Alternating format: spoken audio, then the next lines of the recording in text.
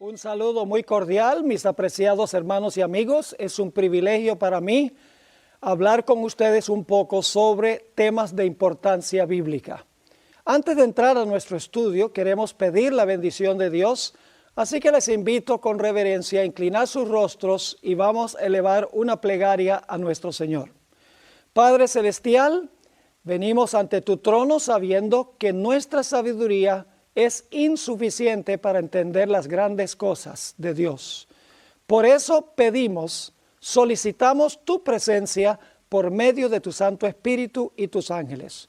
Ilumina nuestras mentes y abre nuestros corazones para que podamos comprender y recibir tu palabra.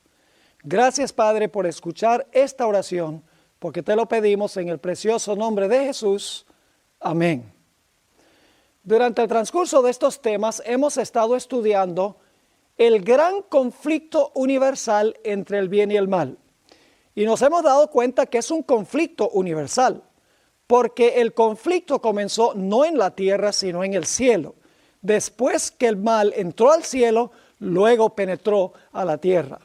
Nos hemos dado cuenta en los estudios hasta ahora que Dios resuelve este problema universal del pecado tomando ciertos pasos en el santuario para resolver este problema terrible que ha afligido al universo. Hasta ahora hemos estudiado que el Señor Jesucristo vino a esta tierra, a nuestro campamento. Y el propósito por el cual vino al campamento del santuario, para habitar en medio de nosotros, fue para enfrentarse a la tentación y vivir una vida perfecta, sin pecado. Luego el Señor Jesucristo fue a la cruz del Calvario y en la cruz del Calvario cargó los pecados de todos los seres humanos. Sufrió la pena, sufrió el castigo que nos pertenece a nosotros, que pertenece a todos los seres humanos. Luego en el lavacro el Señor Jesucristo resucitó de los muertos para luego entrar en otra obra, su obra intercesora en el lugar santo del santuario. Es decir, el santuario ilustra los pasos que toma Dios a través de Jesús para resolver el problema universal del pecado. En el campamento, Jesús vive la vida perfecta que nosotros debemos vivir. En el altar del sacrificio, el Señor Jesucristo muere la muerte que nosotros debemos sufrir. Luego el Señor Jesucristo resucita para poder entrar al cielo, al lugar santo, para interceder por nuestros pecados. Hemos visto que la obra que desempeña Jesús en el campamento y en el atrio es una obra para todos los seres humanos que jamás hayan vivido. Mientras que su obra en el lugar santo, su obra intercesora, es solo para aquellos que se arrepienten, confiesan su pecado y muestran confianza en Cristo Jesús, bautizándose, enterrando sus pecados en las aguas bautismales. Pero en estos momentos vamos a hablar de la obra siguiente de Jesús. Vamos a hablar de la obra del Señor Jesucristo en el lugar santísimo del santuario. La obra del lugar santísimo tiene que ver con el juicio. Es a donde el Señor Jesucristo desempeña una obra de juicio.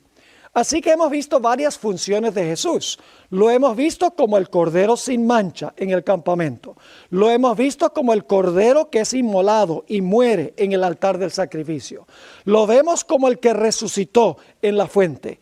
Ya lo hemos visto como el que comienza su obra intercesora en el cielo y continúa durante toda la dispensación cristiana. Ahora queremos movernos con Jesús al lugar santísimo del santuario, a donde Jesús va a desempeñar una obra de juicio. Ahora, debo decir que en el lugar santísimo del santuario se encuentran todas las verdades distintivas de la Iglesia Adventista del Séptimo Día. Es decir, ahí se encuentran las doctrinas que especialmente nos distinguen a nosotros de todas las demás iglesias. Porque en el lugar santísimo estaba el arca del pacto y dentro del arca del pacto estaba la santa ley de Dios. Esa ley que los adventistas enseñan que todavía hasta el día de hoy está vigente.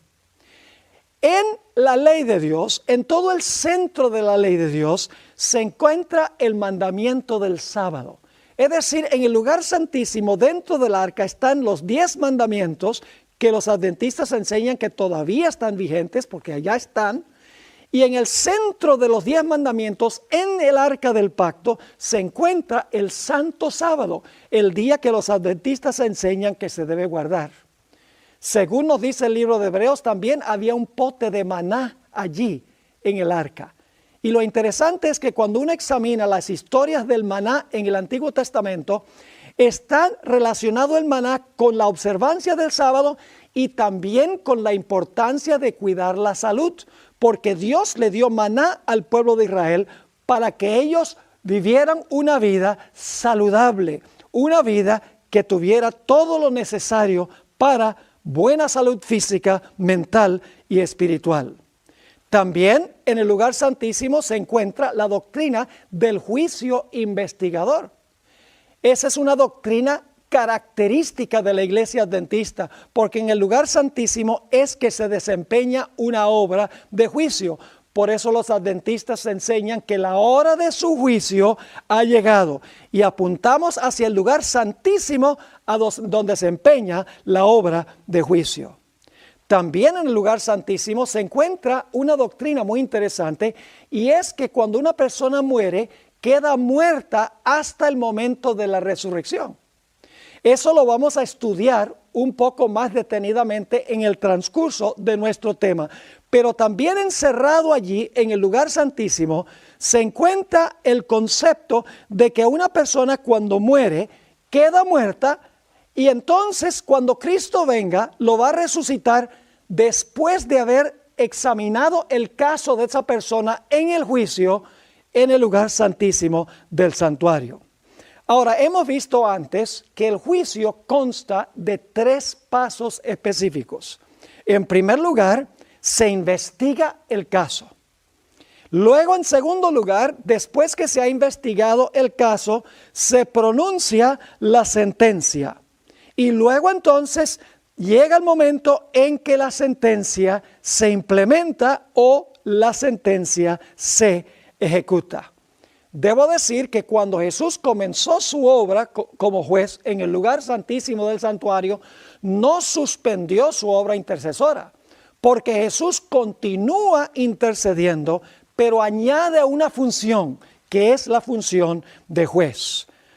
Ahora, queremos notar que, como estudiamos en nuestro último tema, el servicio diario, que era un servicio que se desempeñaba día tras día tras día, tenía como propósito perdonar los pecados de los pecadores. En 1 de Juan, el capítulo 1 y el versículo 9 nos habla sobre este aspecto del plan de salvación. Dice allí en 1 de Juan 1:9, si confesamos nuestros pecados, Él es fiel y justo para perdonar nuestros pecados y limpiarnos de toda maldad. Esto se ilustraba en el servicio del santuario de la siguiente manera. Un israelita, según Levítico 4 y 5 y otros sitios de la Biblia, traía un animal, colocaba sobre la cabeza de ese animal la mano y luego confesaba su pecado sobre la cabeza del animal. De esa manera el pecado era transferido del pecador a la víctima. Es decir, el pecador quedaba por lo menos exonerado del pecado, perdonado del pecado, y ahora la víctima tenía el pecado. Luego el sacerdote sacrificaba a la víctima y entonces llevaba la sangre que llevaba la mancha de pecado, llevaba el registro del pecado e introducía el pecado en el santuario, rociando la sangre en el santuario. De esa manera el pecado era transferido del pecador a la víctima y luego a través de la sangre de la víctima al santuario. El pecado de esa manera era transferido del pecador al santuario. Ahora, ¿qué quiso enseñar Dios con esto? Quiso enseñar lo que estudiamos en nuestro último tema. Cuando una persona se arrepiente, confiesa su pecado y confía en Cristo Jesús como su Salvador y se bautiza, sus pecados son perdonados. y la persona es inscrita en el libro de la vida. En este momento no se evalúa la sinceridad del arrepentimiento de la persona. Dios sencillamente acepta lo que la persona dice, que se arrepintió, que confesó, que confía en Jesús. En ese momento no se analiza si el arrepentimiento es genuino o no. Es en el juicio que se va a demostrar si la persona en verdad se arrepintió y confesó su pecado más bien que meramente admitirlo. Ahora, una pregunta que siempre surge es esta. ¿Cómo es que en el cielo puede haber un lugar santísimo que está contaminado con el pecado?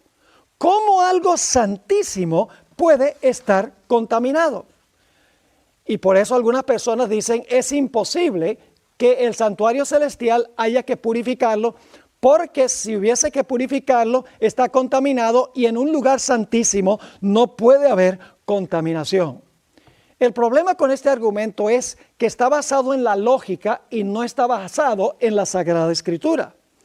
Fíjense que la Biblia nos dice en 2 de Corintios, el capítulo 5 y el versículo 21, al que no conoció pecado, el Señor Jesús, Dios lo hizo pecado. Es decir, Jesús era sin defecto, santo, perfecto, inmaculado, y sin embargo se le imputó el pecado. Una persona santísima, pero con el pecado imputado. De la misma manera, en el cielo, el lugar santísimo, se le imputan los pecados que entran al santuario después que el pecador ha sido perdonado. El pecado no le pertenece al santuario, como el pecado no le perteneció a Jesús. El pecado le fue imputado a Jesús y el pecado es imputado al santuario cuando es transferido del pecador a la víctima y a través de la sangre al santuario. No obstante, como Jesús tenía el pecado sobre sí mismo por imputación, en el lugar santísimo el pecado está registrado por imputación. La Biblia nos enseña que hay que purificar el santuario. Por ejemplo, en Daniel 8:14 dice hasta 2300 días y el santuario será purificado. Es decir, el santuario celestial hay que purificarlo. También en Hebreos, el capítulo 9 y el versículo 23, encontramos una referencia de que las cosas celestiales tienen que purificarse. Dice allí en Hebreos 9:23, fue pues necesario que las figuras de las cosas celestiales, ese es el santuario terrenal, el lugar santísimo del santuario terrenal, es necesario que las figuras de las cosas celestiales fuesen purificadas así. Y ahora escuchen, pero las cosas celestiales mismas con mejores sacrificios que estos. Es decir, las cosas terrenales eran purificadas con sacrificios. Pero dice aquí que las mismas cosas celestiales tenían que ser purificadas con mejores sacrificios que los del Antiguo Testamento. Y esos mejores sacrificios en realidad se refieren a la sangre preciosa de Cristo Jesús. Pero alguien preguntará, ¿por qué es necesario hacer un juicio? ¿Por qué es necesario investigar los casos de los que han metido los pecados al santuario para determinar si su arrepentimiento fue genuino y si su confesión fue genuina y si su fe en Cristo Jesús fue en verdad fe y no solamente una creencia intelectual? ¿Acaso Dios no sabe ya todas las cosas? El propósito, mis queridos amigos, del juicio no es informar a Dios, porque Dios ya sabe todo lo que la gente ha hecho. Dios es omnisciente, conoce el fin desde el principio. El asunto es que Satanás dice, si todos son pecadores, ¿por qué es que Dios salva a algunos mientras que condena a otros? ¿Por qué, por ejemplo, salva a David, quien fue un adúltero y un asesino, y salva a Saulo de Tarso, que fue culpable de encarcelar a muchos cristianos y de la muerte de otros cristianos, inclusive de la muerte de Esteban? ¿Cómo es que Dios va a permitir que Saulo de Tarso y David, que cometieron estos pecados, entren al cielo y que no permita que otros entren al cielo también. El propósito del juicio es demostrarle a los seres celestiales que Dios actuó bien en cada caso de cada persona.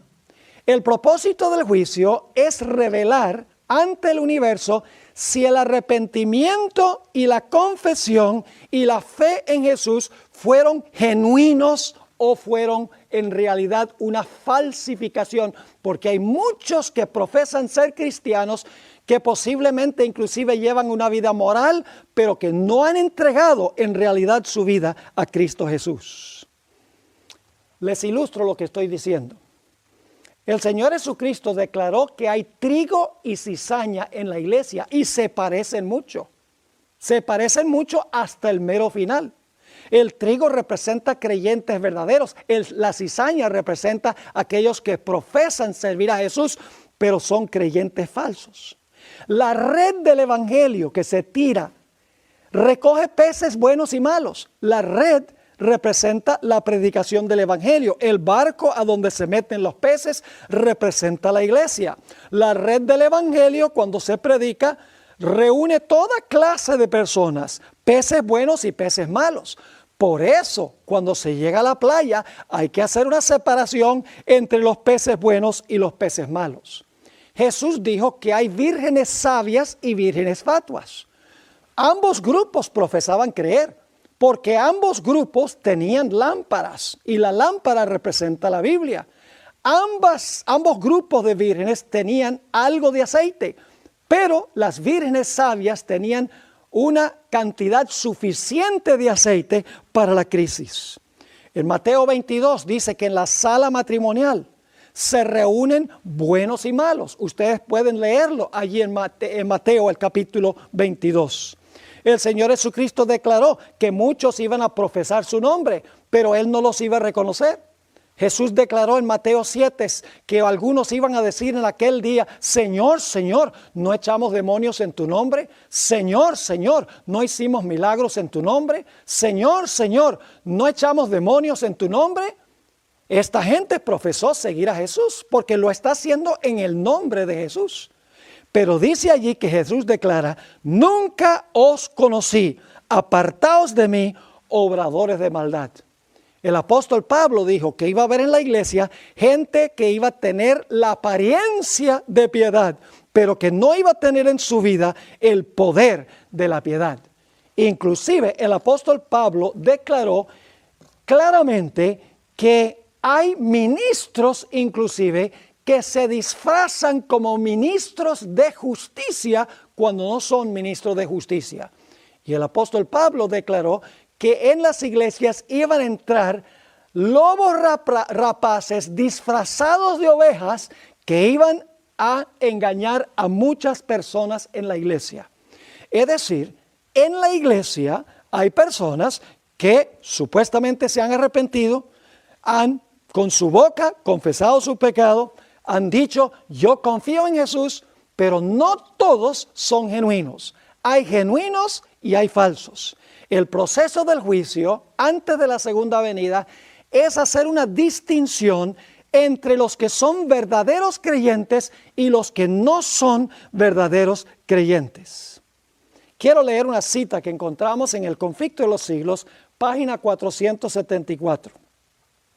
Dice: y así como la purificación típica de lo terrenal, es decir, del santuario terrenal, se efectuaba quitando los pecados con los cuales había sido contaminado, así también la purificación real de lo celestial debe efectuarse quitando o borrando los pecados registrados en el cielo. Es decir, los pecados que entraban al santuario en el Antiguo Testamento, que contaminaban el santuario, en el día de expiación tenía que sacarse para purificar el santuario. Está diciendo la escritora que lo mismo sucede con el santuario celestial, pero en realidad, no en símbolo. Los pecados que han entrado por la sangre de Cristo, hay que purificar el santuario y hay que sacarlos del santuario. Sigue diciendo la cita: pero antes de que esto pueda cumplirse, antes de limpiar los pecados del santuario, deben examinarse los registros para determinar quiénes son los que, por su arrepentimiento del pecado y su fe en Cristo, tienen derecho a los beneficios de la expiación cumplida por Él. ¿Ve? Esto es venir al banco. Se va a demostrar quién en realidad tenía derecho de venir al banco para apropiarse de la vida perfecta de Cristo y de su muerte por el pecado. Sigue diciendo, la purificación del santuario implica por lo tanto una obra de investigación, una obra de juicio. Esta obra debe realizarse antes de que venga Cristo para redimir a su pueblo. Pues cuando venga, su galardón está con Él para que pueda otorgar la recompensa a cada uno según haya sido su obra. Es claro, la investigación tiene que realizarse antes que Jesús venga, porque cuando Jesús venga va a traer el galardón. Pero para traer el galardón, tiene que haber decidido de antemano en el juicio cuál va a ser el galardón. Entonces, el propósito del juicio no es informar a Dios, sino es revelarle a todos los seres del universo que Dios actuó correctamente en cada caso de las personas que profesaron el nombre de Cristo Jesús. Ahora necesitamos preguntarnos, ¿cuándo comenzó el juicio? La Biblia nos dice cuándo comenzó. No comenzó en los días del apóstol San Pablo. Notamos en Hechos 17, 30 y 31 que en los días de Pablo el juicio todavía era futuro. Dios había establecido un día para juzgar y ese día es el día de la expiación. Dice allí en Hechos 17, 30 y 31, pero Dios, habiendo pasado por alto los tiempos de esta ignorancia, ahora manda a todos los hombres en todo lugar que hagan ¿qué cosa? Que se arrepientan. Es decir, ahora todos los hombres tienen que arrepentirse, confesar sus pecados y creer en Jesús. ¿Por qué razón? Versículo 31. Por cuanto ha establecido un día en el cual juzgará, futuro, en el cual juzgará al mundo con justicia. Por aquel varón, está hablando de Jesús, por aquel varón a quien designó, dando fe a todos con haberle levantado de los muertos.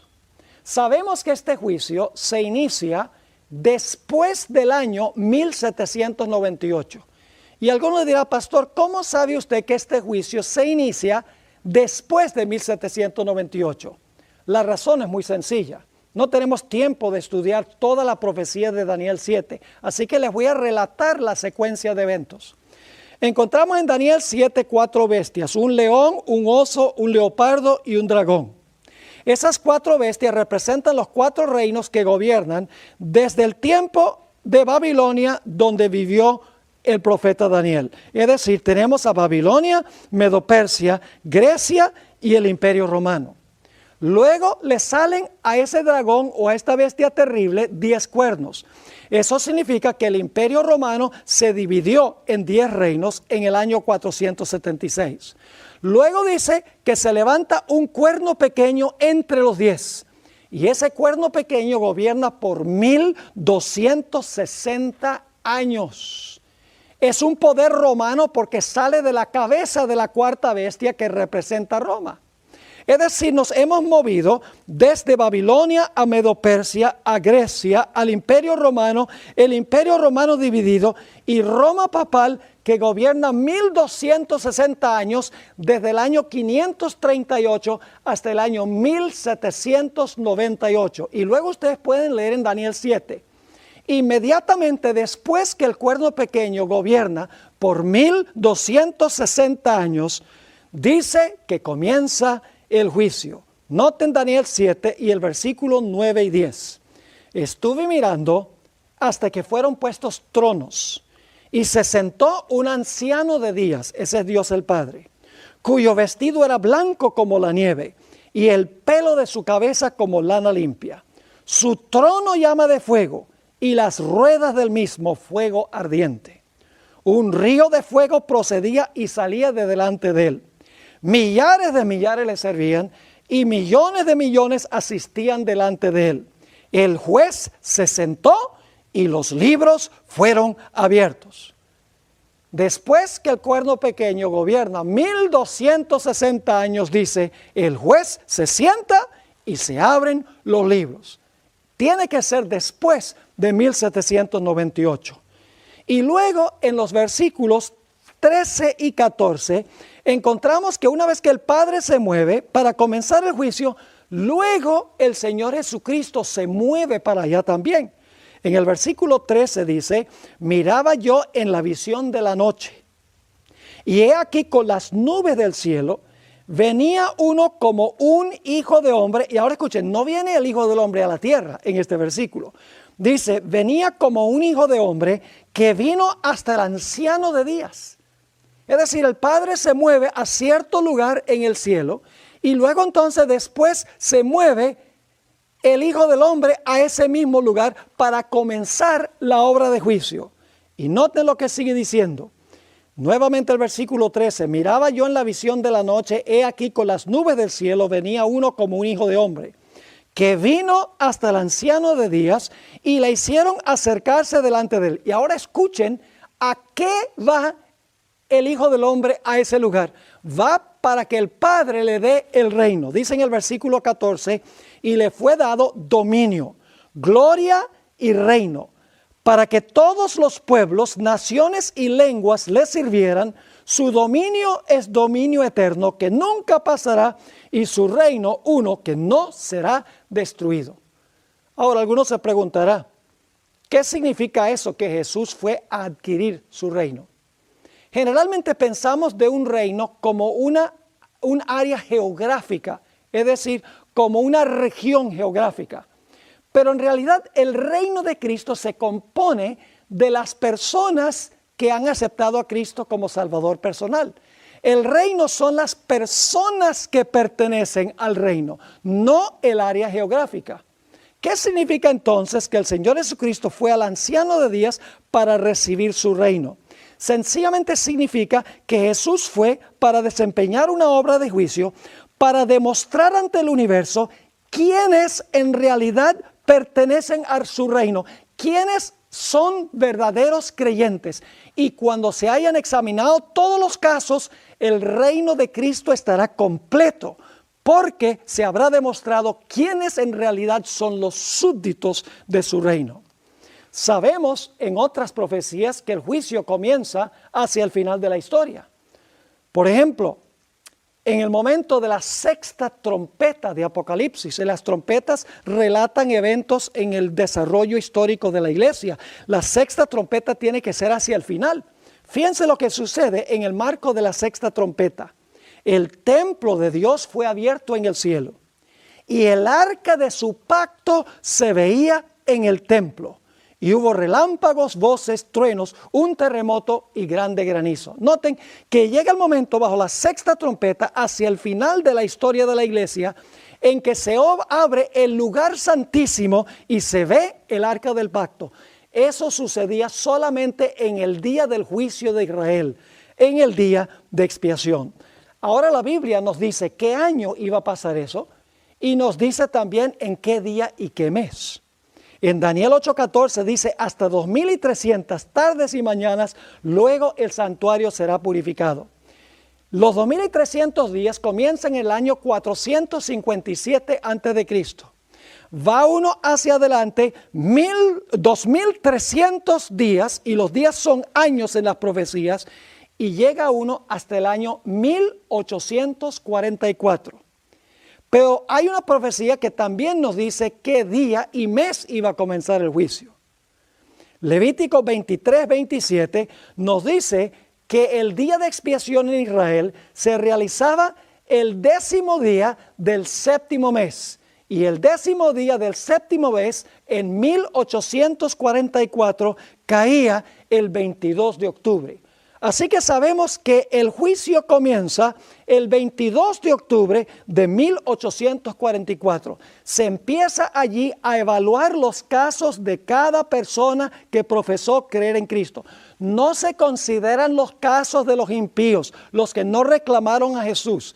Esos casos no se consideran. Solamente se consideran los casos de los que profesaron recibir a Cristo Jesús.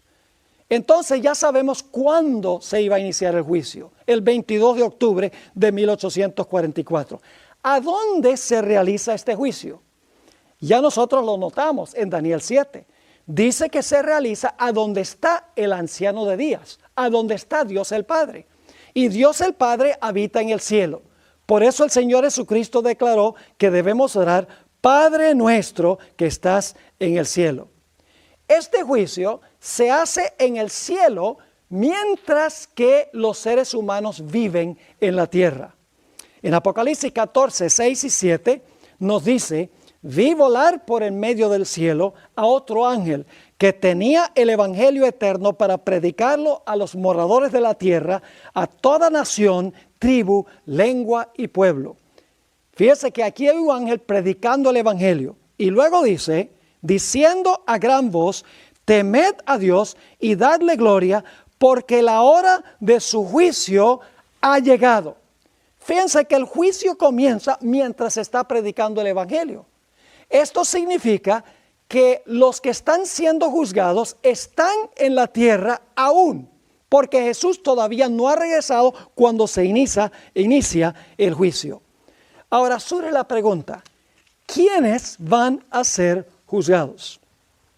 Esto lo mencioné antes, pero vamos a mencionarlo de nuevo. Los únicos que son juzgados son aquellos que profesaron el nombre de Cristo Jesús. Y ustedes dirán, pero pastor, ¿por qué solamente a ellos? ¿Por qué no se analizan todos los casos de los creyentes y los no creyentes? Hay una razón especial. Y es que el Señor Jesucristo, cuando regrese a este mundo en su segunda venida, se va a llevar al cielo a las personas que en verdad creyeron en Él. Pero para podérselos llevar al cielo, de antemano tiene que demostrar en el juicio que Él tiene derecho de llevárselos al cielo. Con los impíos no hay ninguna urgencia, porque en la segunda venida los impíos no van a ser llevados al cielo, se van a quedar aquí, como vamos a estudiar. Así que ustedes notarán entonces que la urgencia de juzgar a los que profesaron el nombre de Jesús, a los creyentes, es porque cuando Cristo venga por segunda vez, el Señor Jesucristo va a llevarse a los creyentes fieles. Para eso tiene que haber revelado al universo de antemano que Él tiene derecho de llevárselos. Es decir, los que son juzgados son todos los que creyeron en Cristo. El apóstol Pablo en 2 Corintios 5 y el versículo 10, hablando de la iglesia de Corinto, es decir, de cristianos, porque es necesario que todos nosotros comparezcamos ante el tribunal de Cristo, para que cada uno reciba lo que haya hecho mientras estaba en el cuerpo, sea bueno o sea malo. Todos los creyentes tienen que comparecer ante el tribunal de Cristo para rendir cuentas por lo que hicieron mientras estaban en el cuerpo, es decir, mientras estaban en esta vida en la cual vivimos ahora, y se va a examinar sea bueno o sea malo. Ahora, ¿qué es la evidencia que se examina? En realidad el hombre es salvo por gracia a través de la fe, pero será juzgado por obras, porque las obras demuestran si la fe fue genuina y verdadera. Una persona que dice tengo fe y no tiene obras, Santiago dice, en realidad no tiene fe. La fe se demuestra por las obras. Aunque el hombre es salvo por gracia a través de la fe, es una fe que obra, o si no, no es fe. Así que en el juicio se va a examinar la vida de cada persona. En el libro de Eclesiastés, el capítulo 12 y el versículo 13 y 14, encontramos claramente revelado esto.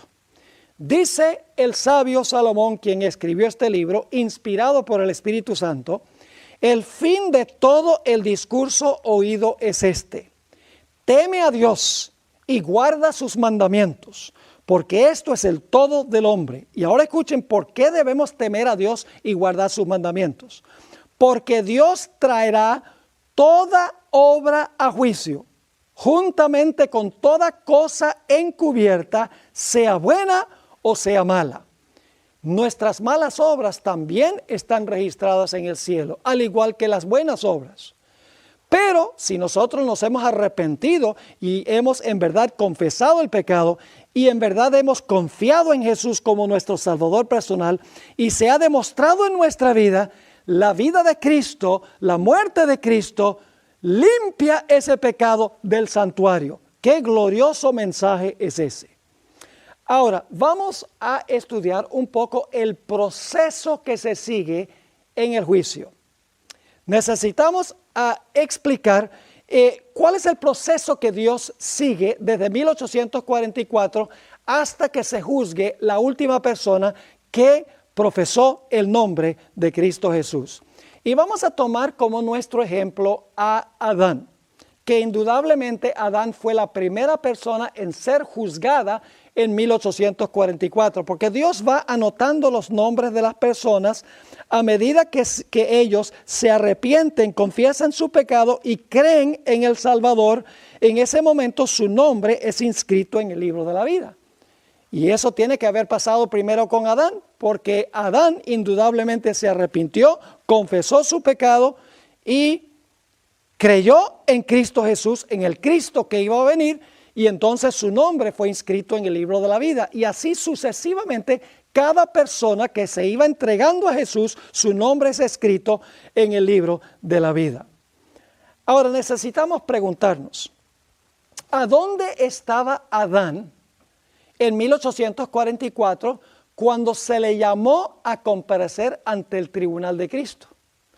Vamos a ver lo que dice San Juan 5 y el versículo 28 y 29. Aquí está hablando Jesús.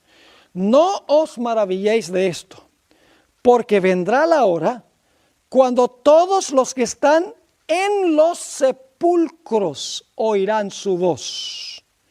Y los que hicieron lo bueno saldrán a resurrección de vida, mas los que hicieron lo malo a resurrección de condenación. Así que preguntamos, ¿a dónde estaba Adán en 1844? En realidad estaba en el sepulcro porque estaba muerto. Adán no va a recibir su recompensa, sino hasta que el Señor Jesucristo venga en poder y gloria. Y entonces nos preguntamos, ¿cómo puede Adán haber comparecido ante el tribunal de Cristo en 1844 de primero si estaba muerto? La respuesta es que él no aparece en persona. Él aparece a través de los registros de su vida, porque Dios tiene un registro exacto de nuestra vida sin faltar un solo detalle en los libros celestiales. Quiero leerles una cita del Conflicto de los Siglos, página 537.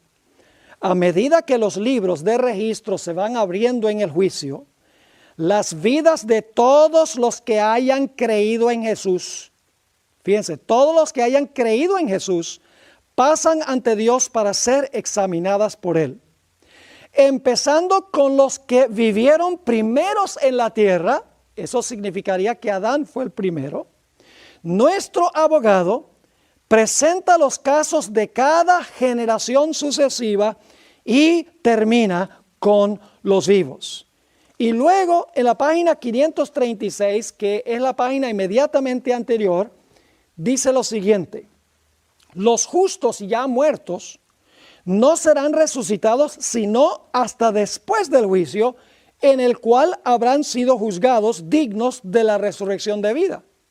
No estarán presentes en persona ante el tribunal cuando sus registros sean examinados y sus causas falladas. Es decir, en el juicio no comparece la gente en persona, sino en el juicio comparece la persona a través del registro de su vida. Podríamos decir que Dios tiene un DVD de la vida de cada persona en este planeta, y en ese DVD se va a mostrar en el cielo el caso de cada uno de los que profesó creer en Cristo Jesús.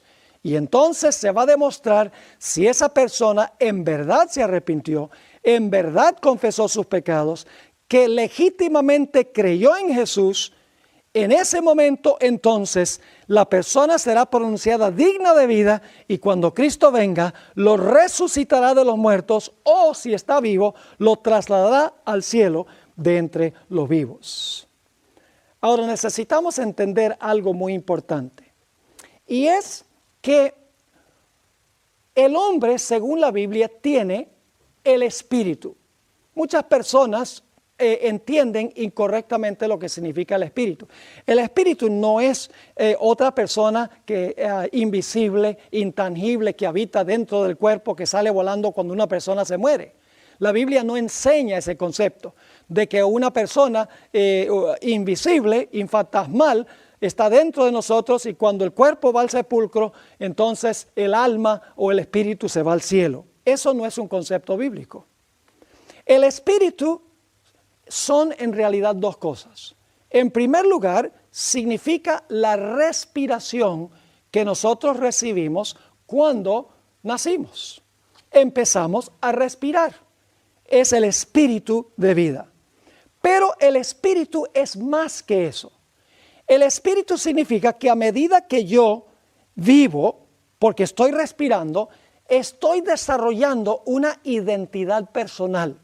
Es decir, estoy escribiendo el registro de mi vida. Estoy desarrollando mi identidad personal o mi personalidad. Es decir, que ahora yo tengo, por así decirlo, un DVD de mi vida que yo estoy preparando cada instante de mi vida. Ahora, quiero leerles algunas citas muy interesantes que encontramos en los evangelios y luego una cita que encontramos en el comentario bíblico adventista. En Lucas 8, 52 al 56 está hablando de la hija de Jairo. Dice allí que había muerto y leo ahora el relato. Y lloraban todos y hacían lamentación por ella. Pero él dijo, es decir, Jesús dijo, no lloréis, no está muerta, sino que duerme. Y se burlaban de él sabiendo que estaba muerta. Mas él, tomándola de la mano, clamó diciendo, muchacha, levántate. Y ahora escuchen con cuidado. Entonces su espíritu volvió e inmediatamente se levantó y él mandó que se le diese de comer. Noten, su espíritu volvió, no el espíritu.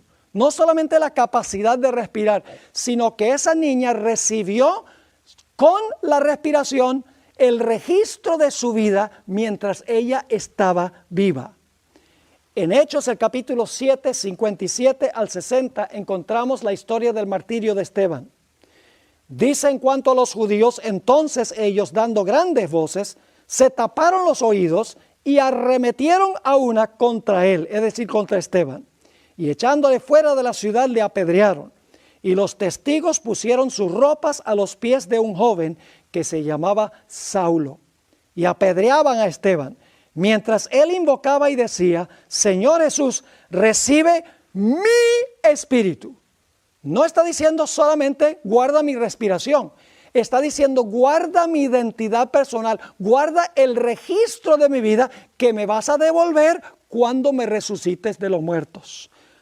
Señor Jesús, recibe mi espíritu.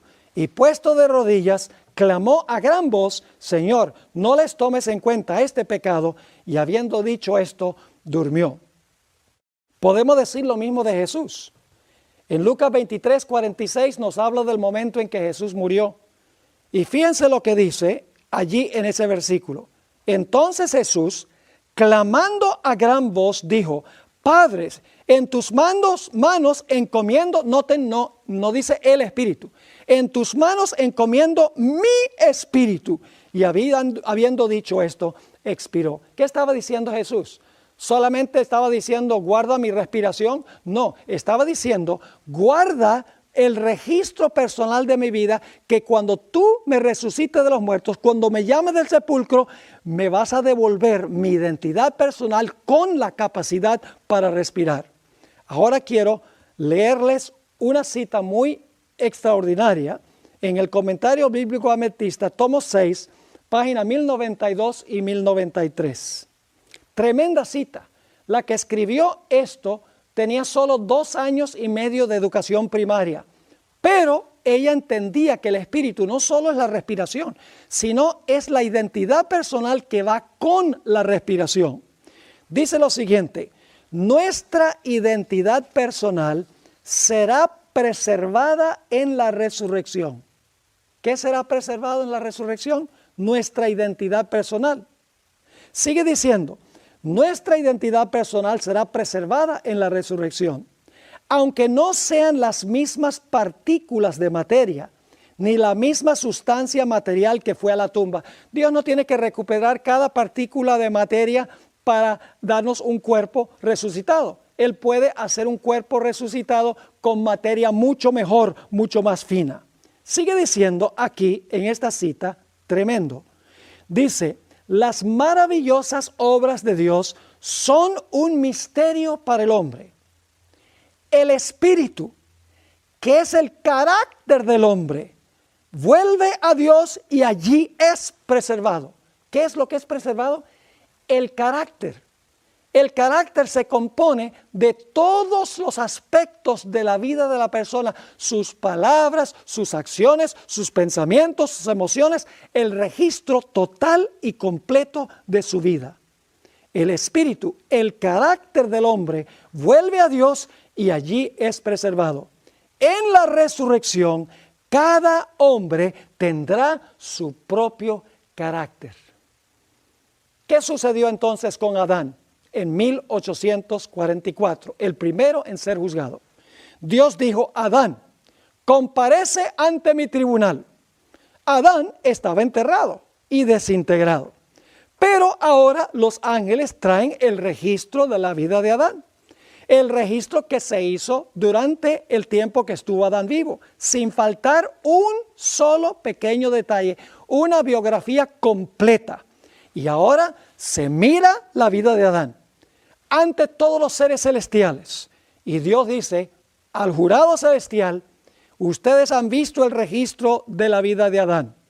¿Será que Adán es uno de aquellos individuos que en verdad se arrepintió y confesó su pecado y confió en Jesús como su Salvador? Y de tal manera que yo puedo traérmelo al cielo cuando yo vaya allá en mi segunda venida. Y el jurado celestial va a decir, hemos visto el caso y nos damos cuenta que Adán en realidad se arrepintió, confesó su pecado, creyó y confió en Jesús. Así que todos esos pecados ahora los vamos a sacar del santuario, los vamos a limpiar del santuario. Y cuando le devolvamos a Adán su identidad personal, cuando resucite, no se le va a devolver ninguno de sus registros pecaminosos. Permítame darles un ejemplo de esto. Quiero que se imaginen una cámara de video. Usted le puede grabar a una cámara de video algunas escenas familiares hoy y luego apaga la cámara de video y deja pasar un periodo de 10 años donde no graba nada allí en esa cámara. Después de 10 años, saca la cámara y tal vez necesita recargar la batería y ahora empieza a filmar otra escena familiar. Cuando usted mira el video, no hay un intervalo entre cuando usted suspendió lo que grabó primero y lo que empezó a grabar 10 años después. No hay intervalo. Lo mismo sucede con Adán, digamos. Adán vivió su vida, se estaba filmando su vida con la cámara de video, por así decirlo. Cuando Adán murió, la cámara de video se apagó. Han pasado miles de años desde que murió Adán. Cuando Adán resucite, se va a comenzar a donde dejó Adán. Va a continuar, en otras palabras, escribiendo su historia o su identidad personal. Esto nos ayuda a entender Job 19, 25 al 27. A veces yo leía esto antes y decía, oye, ese Job era bien egoísta. Él pensaba que él era el único que iba a ver al Señor. Pero ahora entiendo qué quería decir Job. Job 19, 25 al 27. Yo sé que mi Redentor vive y al fin se levantará sobre el polvo. Y después de deshecha esta mi piel, en mi carne he de ver a Dios, al cual veré por mí mismo, y mis ojos lo verán y no otro.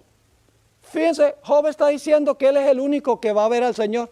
Eso no es lo que está diciendo. Lo que está diciendo es que cuando él resucite de los muertos, él va a ser el mismo Job que existió durante su vida. Claro, con todo el registro de sus pecados borrados en el santuario y puestos finalmente sobre el que últimamente es responsable del origen y de la perpetuación del pecado. Espero que estén entendiendo lo que está sucediendo aquí. El propósito del juicio no es informar a Dios, porque Dios sabe todo, Dios es omnisciente. Dios no necesita libros, Dios no necesita guardar registros, todo lo tiene en su mente infinita. Pero los seres celestiales no son omniscientes. Hay personas que parecen ser muy buenas y sin embargo cuando se examinan los casos se va a demostrar que no eran verdaderos creyentes, que su arrepentimiento fue falso. Se arrepintieron de las consecuencias del pecado y no del pecado. Que su confesión fueron solamente palabras y que presuntuosamente reclamaron a Cristo como Salvador, pero su vida negó su profesión. El propósito del juicio es demostrar que Dios es justo y verdadero en salvar a cada persona que se va a llevar al cielo y que es justo y verdadero en dejar aquí en la tierra a todas las personas que en realidad no recibieron a Cristo como Salvador personal o que profesaron recibirlo y en realidad no lo recibieron. Ahora hay un último punto que quiero tratar. No solamente debemos mirar lo que sucedía en el santuario en el día de expiación, sino que necesitamos mirar también lo que hacía el pueblo fuera del santuario. Yo creo que hoy nosotros estamos en el gran día de expiación. El juicio está transpirando en el cielo. Yo creo que se están examinando aún los casos de los muertos. Pronto Dios pasará a investigar los casos de los vivos. No sabemos cuándo será eso. No hay fecha en la Biblia. Por eso la gente tiene que estar lista todo el tiempo. Pero no solamente debemos saber que ahora se está haciendo un juicio en el cielo, sino necesitamos saber qué hacía el pueblo fuera del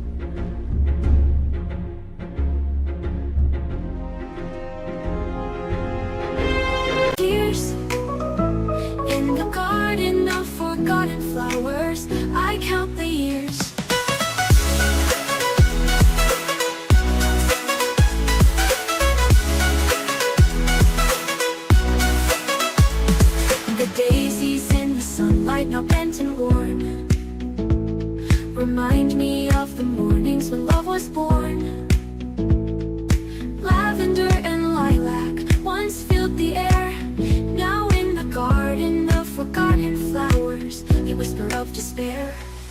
Walking through the pathways where our footsteps lay, I see the faded beauty of a brighter day.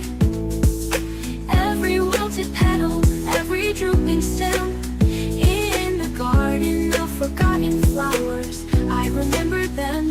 In the garden of forgotten flowers, where dreams once bloomed, love's lost. Santuario mientras transpiraba el día de expiación.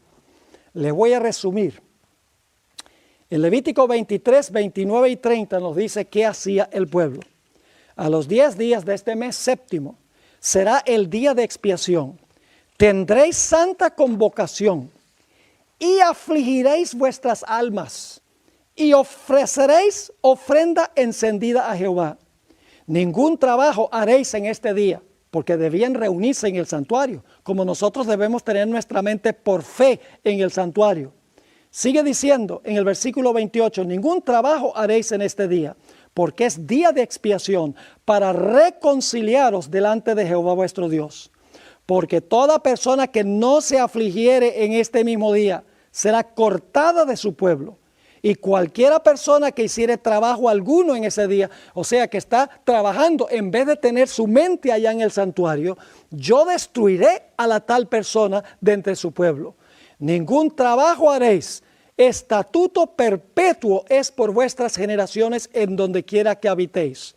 Día de reposo será vosotros, y afligiréis vuestras almas, comenzando a los 9 días del mes, 9 días del mes en la tarde, de tarde a tarde guardaréis vuestro reposo o guardaréis vuestro sábado. En el gran día de expiación, lo que hay que estar haciendo es afligiendo el alma. Hay varias cosas que se hacían. Si ustedes leen Joel, el capítulo 2 y el versículo 11 al 17, un pasaje que no tenemos tiempo de leer. También el Salmo 24, versículo 3 al 6, el Salmo 15, Isaías 33, versículos 12 al 16. Hay una cantidad de versículos que dicen qué debe estar haciendo el pueblo de Dios mientras se está purificando el santuario. Mientras se purifica el santuario allá, por la gracia de Dios, debemos estar purificando por el poder del Espíritu Santo el pecado de nuestras vidas. Quiero leerles, para terminar, una última cita que encontramos en el libro El Conflicto de los Siglos, páginas 680 y 681. Ahora, mientras que nuestro gran sumo sacerdote está haciendo propiciación por nosotros, debemos tratar de llegar a la perfección en Cristo. Nuestro Salvador no pudo ser inducido a ceder a la tentación ni siquiera en pensamiento. Fíjese, Jesús no cedió a la tentación ni siquiera en pensamiento. Sigue diciendo, Satanás encuentra en los corazones humanos algún asidero en que hacerse firme. Es tal vez algún deseo pecaminoso que se acaricia, por medio del cual la tentación se fortalece. Pero Cristo declaró al hablar de sí mismo, viene el príncipe de este mundo, mas no tiene nada en mí. Satanás no pudo encontrar nada en el Hijo de Dios que le permitiese ganar la victoria. Cristo guardó los mandamientos de su Padre y no hubo en él ningún pecado de que Satanás pudiese sacar ventaja. Y ahora viene esta declaración extraordinaria. Después de decir que Satanás no pudo encontrar nada en el Hijo de Dios que le permitiese ganar la victoria, Cristo guardó los mandamientos de su Padre, no hubo en él ningún pecado de que Satanás pudiese sacar ventaja. Dice esta cita, esta es la condición en que deben encontrarse los que han de poder subsistir en el tiempo de angustia. Conflicto de los Siglos, páginas 680 y 681. Mis queridos hermanos y amigos, viene un tiempo terrible que se conoce como el tiempo de angustia. Un tiempo de angustia cual no se ha visto jamás en la historia del planeta Tierra. Esto sucederá después que todos los casos están decididos. Cuando se cierra la puerta de la gracia, va a comenzar ese tiempo de angustia. Y el pueblo de Dios tendrá que vivir en esta tierra sin intercesor, porque el servicio del santuario habrá llegado a su fin. Para eso es necesario que el pueblo de Dios haya vencido el pecado en sus vidas. Por el poder del Espíritu Santo es necesario que hayan fijado su carácter, preparándose para esa terrible crisis que sobrevendrá al mundo. En nuestro próximo tema vamos a estudiar sobre lo que significa vivir sin un intercesor. Vamos a hablar del momento cuando se cierra la puerta de la gracia, cuando concluye el servicio de Cristo en el lugar santísimo del santuario. Ya para ese momento ha demostrado quiénes pertenecen a su reino. Son los que van a pasar por el tiempo de angustia, los que están vivos. Y ahora el pueblo de Dios pasará por este terrible tiempo de angustia. Su fe será probada. Pero tanto la Biblia como el Espíritu de profecía nos dicen claramente que en medio de esta crisis, aunque Satanás quiere engañar inclusive a los escogidos, se mantendrán fieles y firmes a Dios durante este tiempo.